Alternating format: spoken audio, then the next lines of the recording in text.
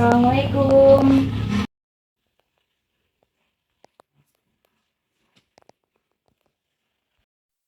Selamat pagi Ibu, Bapak. Perkenalkan saya Cindy. Ada yang bisa saya bantu? Pagi Mbak, saya Ibu Indri dan suami yang kemarin sudah membuat janji dengan Bidan Tasya. Oh baik Ibu, saya cek sebentar ya.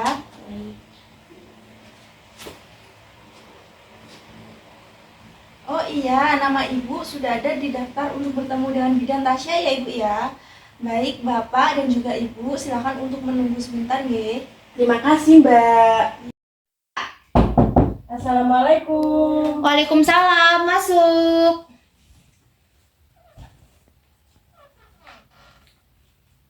Selamat pagi, Bu Bidan. Saya Bapak Agis dan istri yang kemarin sudah membuat janji dengan Bu Bidan. Oh iya Pak, bagaimana? Apakah ada yang bisa saya bantu Pak, Bu? Begini Bu Bidan, tujuan saya ke sini untuk konsultasi mengenai kehamilan anak kedua kami.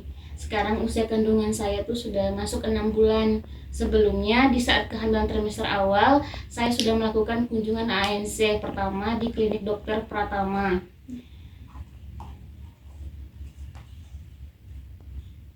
Pada saat kehamilan pertama, saya melahirkan dengan persalinan sesar karena bayi saya besar Ibu Bidan. Waktu saya melakukan kunjungan ANC, kehamilan di dokter menjelaskan bahwa proses persalinan anak kedua kami ini bisa dilakukan secara normal, tetapi harus di rumah sakit. Tapi saya merasa takut dan bingung, Bu Bidan, persiapan apa yang harus kami persiapkan selama kehamilan ini agar bisa persalinan ini dengan normal, gitu Bu Bidan.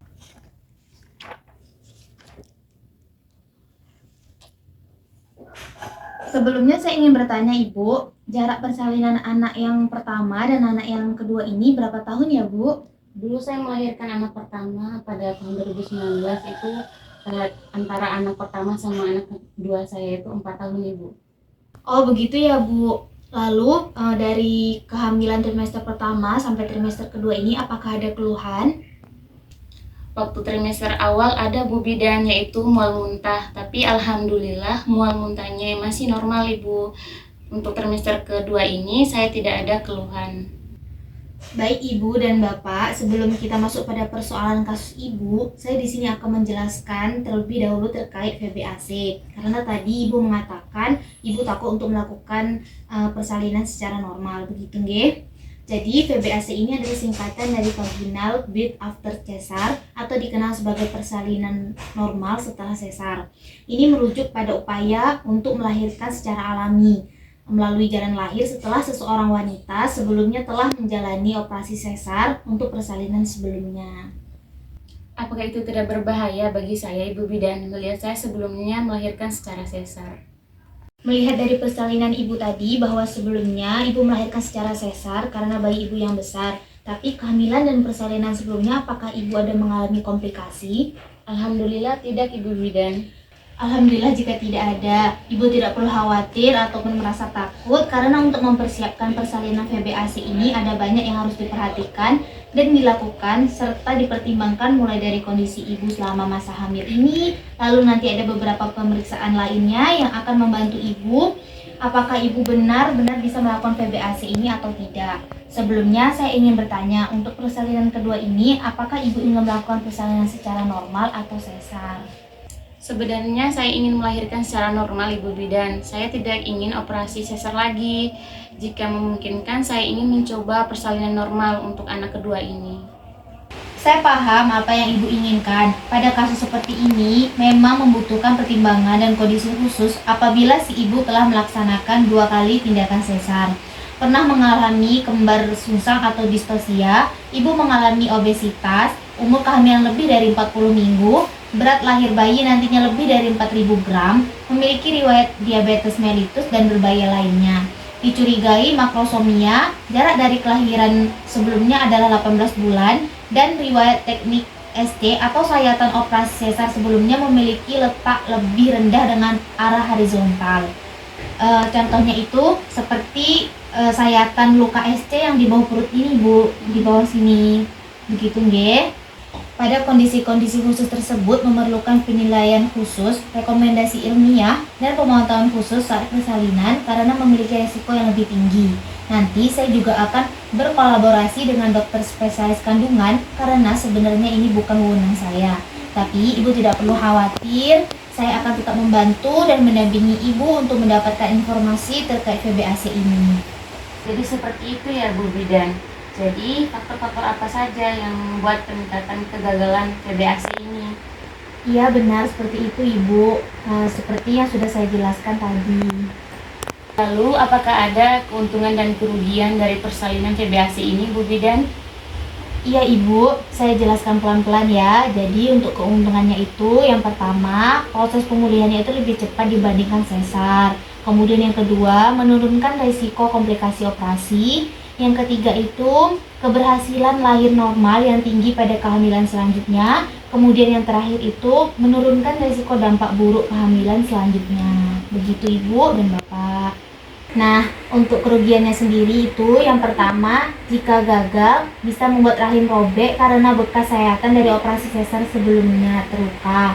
Yang kedua itu, dalam beberapa kasus perdarahan yang cukup parah, operasi angkat rahim atau histerektomi harus dilakukan.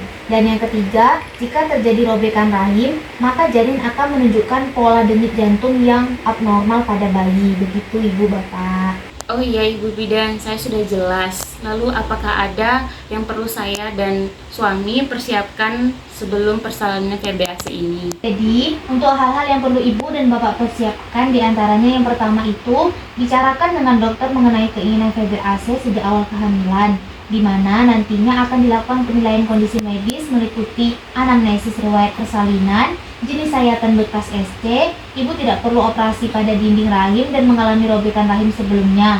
Ibu juga tidak memiliki kondisi medis yang menyulitkan persalinan normal. Kemudian seperti letak plasenta abnormal atau ada mioma, kepala bayi masuk panggul, tidak ada CPD. Kemudian yang kedua, pada VBAC ini sebaiknya dilakukan di rumah sakit yang peralatannya sudah memadai dan tenaga kesehatannya bisa melakukan tindakan segera dengan tim yang siap menangani dalam keadaan darurat. Kemudian yang ketiga, Ibu juga perlu mencari informasi dan mempelajari dengan baik risiko dan manfaat VBAC dan operasi SC berencana. Diskusikan dengan suami mengenai hal ini untuk pengambilan keputusan lebih lanjutnya. Kemudian yang keempat, Ibu dan Bapak harus merencanakan manajemen persalinan dan opsi plan untuk menghadapi risiko bila terjadi kondisi darurat. Kemudian yang kelima, untuk poin yang ini saya tekankan Ibu untuk melakukannya. Untuk meningkatkan kesuksesan dari VBAC ini seperti persiapkan diri Ibu, misalnya latihan mengendalikan diri dengan pernafasan, kemudian menjaga pola hidup sehat. Ibu juga bisa mengikuti kelas ibu hamil atau prenatal yoga selama hamil ini yang bisa dilakukan untuk persiapan VBAC. Persiapkan rencana persalinan dengan suami dan keluarga dengan segala kemungkinannya. Tadi Bu Bidan bilang untuk selalu latihan pernafasan, melakukan pola hidup sehat, dan mengikuti kelas ibu hamil. Itu bisa dicontohkan apa saja Bu Bidan agar istri saya dan saya paham gambarannya? Tentu Bapak, contoh latihan pernafasan yang bisa dilakukan Ibu, silahkan Ibu melakukan teknik pernafasan 4-7-8. Teknik ini dilakukan dengan cara menarik nafas dalam melalui hidung selama 4 hitungan, kemudian menahan nafasnya selama 7 hitungan, dan menghembuskan nafas secara perlahan melalui hidung selama 8 hitungan. Saya contohkan ya. Jadi kita tarik nafasnya sampai 4 hitungan, kemudian ditahan sampai 7 hitungan. Ibu sambil hitung ya Ibu ya. Kemudian Ibu buang perlahan melalui hidung sambil dihitung 8 hitungan. Begitu nggih, Bu, Pak. Latihan ini dapat dilakukan berulang kali sesuai kebutuhan Ibu. Latihan pernafasan dapat membantu Ibu untuk mengontrol detak jantung, tekanan darah, dan kadar oksigen dalam darah. Selain itu, latihan pernafasan juga dapat membantu Ibu untuk meredakan rasa sakit dan stres. Begitu nggih, Pak, Bu. Kemudian yang kedua yaitu menjaga pola hidup sehat, yaitu silakan Ibu untuk menjaga asupan nutrisi selama hamil ini. Makan makanan tinggi karbohidrat, protein, lemak sehat, dan sayuran hijau. Konsumsi air putih juga, susu atau jus buah yang cukup. Mengontrol pola aktivitas sehari-hari dengan cara istirahat yang cukup. Biasakan tidur siang minimal 1 jam. Jangan melakukan pekerjaan yang terlalu berat supaya tidak memicu kelelahan ataupun stres. Ibu juga bisa melakukan olahraga ringan seperti berjalan kaki di pagi hari selama 15 menit. Kemudian yang ketiga, ibu juga bisa mengikuti kelas ibu hamil atau prenatal yoga selama kehamilan, yang mana tujuannya untuk membantu ibu tetap sehat dan bugar selama hamil. Kelas ini juga dapat membantu ibu hamil mempersiapkan diri untuk proses persalinan nanti. Begitu. Baik Bu Bidan, saya dan istri sudah paham apa yang Ibu Bidan jelaskan. Saya akan membantu istri saya selama kehamilan dan terus memberi dukungan agar persalinan anak kedua kami bisa berjalan sesuai yang kami harapkan. Baik Pak, kalau begitu apakah ada yang ingin ditanyakan lagi Ibu dan Bapak? Tidak ada Ibu Bidan, saya sudah cukup puas dengan penjelasan yang Ibu Bidan sampaikan. Baik Ibu Bapak, jika tidak ada yang ingin ditanyakan, pertemuan pada pagi hari ini saya akhiri ya. Ibu jangan lupa istirahat yang cukup, kemudian yang saya jelaskan tadi dilakukan di rumah nggih dengan bantuan Bapak. Ya Ibu Bidan, terima kasih atas penjelasan dan informasi yang diberikan. Saya dengan suami pamit pulang terlebih dahulu Ibu Bidan. Assalamualaikum. Waalaikumsalam, hati-hati di jalan nggih. Iya.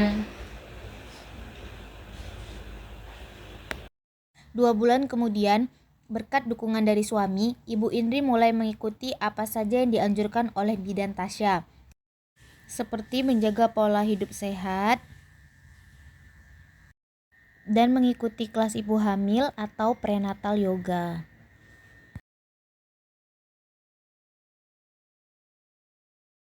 Dan rutin memeriksakan kandungannya ke fasilitas kesehatan. 1 bulan kemudian, Ibu Indri datang ke Rumah Sakit Panti Rapih, Yogyakarta untuk memeriksakan kandungannya yang sudah memasuki trimester ketiga ditemani oleh suami.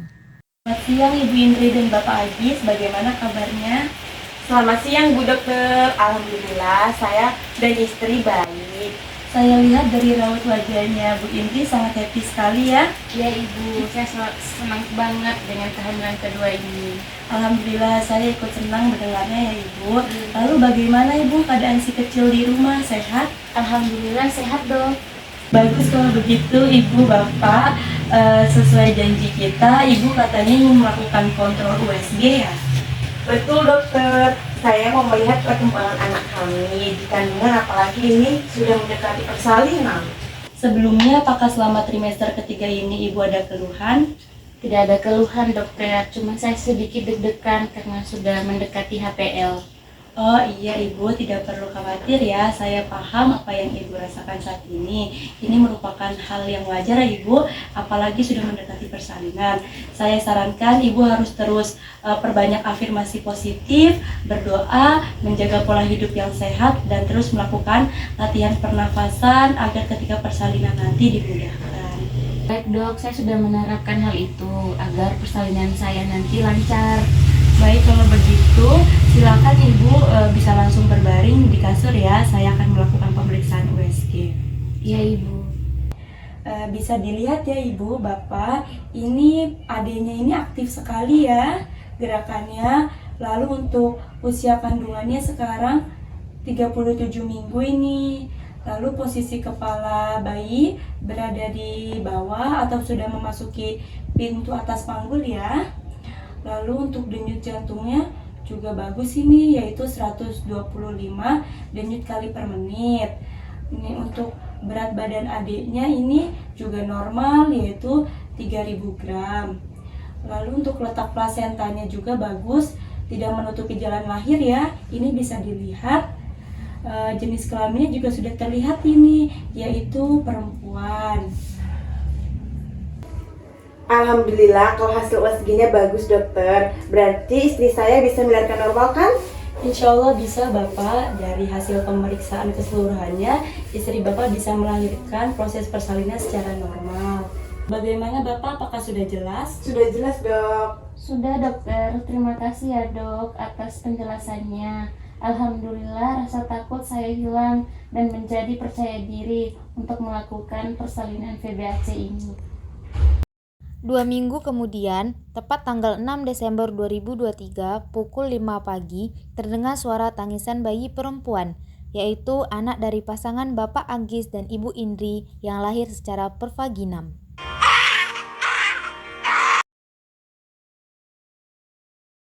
Jadi untuk proses pemulihan ibu, yang pertama ibu harus istirahat yang cukup ya Bu. Ibu perlu beristirahat untuk memulihkan tenaga ibu dan juga kekuatan ibu. Misalkan adiknya tidur, ibu juga bisa tidur. Jangan sampai ibu kecapean dan kurang tidur. Lalu juga ibu perlu menghindari aktivitas yang berat selama beberapa minggu setelah melahirkan. Selamat sore Ibu Bapak, bagaimana Ibu sekarang keadaannya? Apakah ada keluhan? Dan bagaimana adik, apakah mau menyusu? Alhamdulillah tidak ada keluhan Ibu, dan adanya menyusui sangat pintar, sangat baik Bu. Baik Ibu, berarti tidak ada masalah ya. Karena jam jaga saya sudah selesai, sebelum saya pulang, saya sampaikan beberapa hal yang Ibu nanti bisa lakukan untuk mempercepat proses pemulihan Ibu. Oh iya Dok. Lalu yang kedua, Ibu harus latihan fisik. Latihan fisik dapat membantu Ibu untuk mempercepat pemulihan setelah VBAC. Ibu dapat memulai dengan latihan ringan seperti berjalan kaki 10 menit atau sampai 15 menit pada pagi hari atau sore hari. Yang ketiga, perbanyak minum air putih Ibu. Cairan membantu tubuh Ibu untuk membuang racun dan mempercepat penyembuhan. Saya sarankan Ibu untuk minum 8 sampai 10 air putih setiap hari. Lalu yang keempat, makan makanan bergizi. Makan makanan bergizi membantu tubuh ibu untuk mendapatkan energi yang dibutuhkan untuk pemulihan. Silakan ibu untuk mengonsumsi makanan yang kaya akan protein, vitamin, dan juga mineral. Lalu untuk yang kelima, mengkonsumsi suplemen. Suplemen dapat membantu mendukung proses pemulihan pada ibu pasca persalinan. Ibu dapat mengkonsumsi suplemen berupa vitamin C, vitamin D, dan juga kalsium. Ibu juga harus rajin ya Bu untuk kontrol selama masa nifas, yang mana tujuannya untuk memastikan kondisi ibu dan juga bayi ibu setelah persalinan. Untuk jadwal kunjungannya nanti akan saya catatkan ya Ibu. Sebelum saya catatkan jadwal kunjungan nifasnya, akan saya jelaskan ya Ibu. Kunjungan nifas pertama yaitu 6 jam sampai 2 hari setelah persalinan. Lalu untuk kunjungan nifas yang kedua 6 hari sampai 2 minggu setelah persalinan. Lalu kunjungan nifas yang ketiga 2 minggu sampai 6 minggu setelah persalinan. Untuk kunjungan nifas yang keempat 6 minggu sampai 8 minggu setelah persalinan. Untuk jadwal kunjungannya ini akan saya tuliskan ya Ibu di kertas sebagai jadwal Ibu nanti agar tidak lupa. Baik dokter dan Bu Bidan, saya dan suami mengucapkan terima kasih banyak selama ini untuk informasi yang telah diberikan, sehingga saya bisa melahirkan secara normal dan alhamdulillah bayi saya baik-baik saja. Sama-sama Ibu, alhamdulillah Ibu juga selama ini bisa bekerja sama mengikuti arahan yang sudah dijelaskan saya dan juga Bidan Tasya untuk kelancaran persalinan ini. Mungkin ada yang Ibu ingin tanyakan lagi? Tidak ada Dok. Baik, nanti jika Ibu butuh bantuan, silakan untuk memanggil dokter atau bidan yang berjaga ya Bu. Semoga Ibu lekas pulih supaya besok sudah diperbolehkan pulang. Kalau begitu saya pamit untuk pulang ya